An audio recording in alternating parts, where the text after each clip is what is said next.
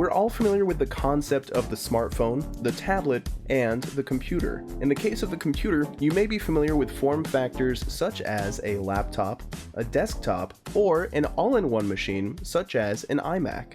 But what if I told you there was another computer form factor? One that is intended to be a workhorse to handle the big data crunching and other services needed to keep the world moving today that you probably haven't seen before. Today, we're talking all about servers. What they do for us, who they're for, and what makes them different from the computers and devices we're familiar with today. To help you understand what a server is, we'll be comparing a widely used computer you may be familiar with, a desktop computer, to a rack server. First, let's cover the basics. What is a computer?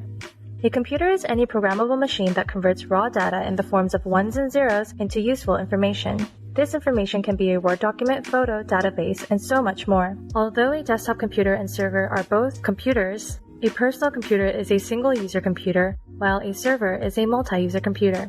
Personal computers such as desktop, laptops, tablets, and smartphones are intended to be used by one person at a time to do things like web browsing, word processing such as the script being read currently, playing games, and a multitude of other applications and tasks. A server, on the other hand, is like a vehicle of transportation for data, providing services for various client systems simultaneously through a network connection. The hardware that makes up a desktop computer and a server are roughly identical. Each contains storage devices, one or more processors, memory, a motherboard, and one or more power supplies. Desktop computers come in many shapes and sizes. However, rack servers are required to be a certain size in order to fit in a standard server rack, which is a metal enclosure specifically built to contain rack-mounted equipment. Unlike desktop computers, rack servers are designed from the ground up with redundancy, longevity, and high-density performance in mind. Servers need to be able to run for months, if not years, without ever powering off. Depending on a server's configuration, multiple hardware components can fail throughout the server without the server failing or shutting down. Redundant components allow the server to keep running, and repairs can usually be made without needing to shut the server down. Being able to replace or swap parts while the server remains hot and active is known as hot swapping. Desktop computers simply are not built to support this capability. Hardware is great and all, but it's nothing without an operating system and other software programs.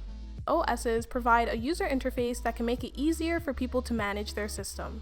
Modern desktop computers are marketed to be user-friendly, and as a result, they tend to have a graphical user interface, which is the part of the operating system that you see and interact with, such as icons you click. Servers are molded for enterprise purposes, and thus their NOSs can have either a graphical user interface or command line interface. A command line interface requires the user to type out commands to manage and operate their system. Companies choose the user interface of their servers based on preference. On the other hand, application software is the same across computers. Users utilize application software to complete tasks on their systems. A desktop user might use Microsoft Office to write a report, and a server user might use MySQL to store structured data. So with all of this said, who's a server built for? From a user perspective, servers are built for everyone.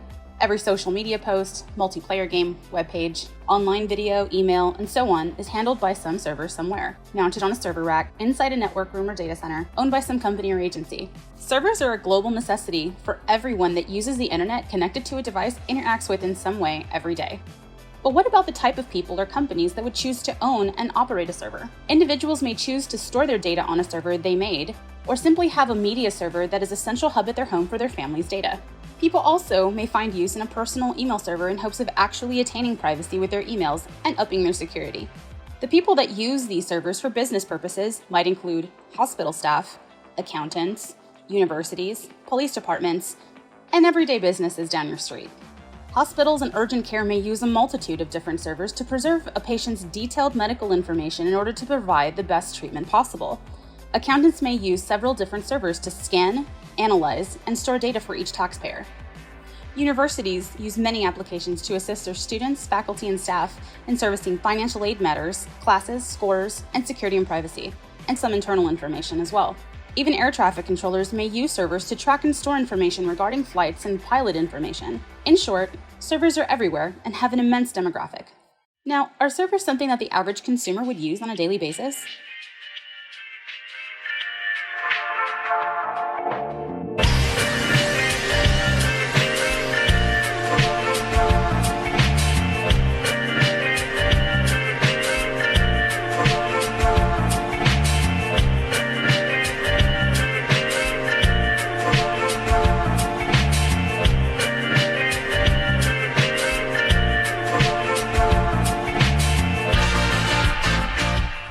Servers are great tools, but only for what they've been built for. They aren't intended to be a replacement to any consumer computer. Rather, they're intended to be the workhorses that keep humming away for years on end, always there to carry out any task that you may ask it to do.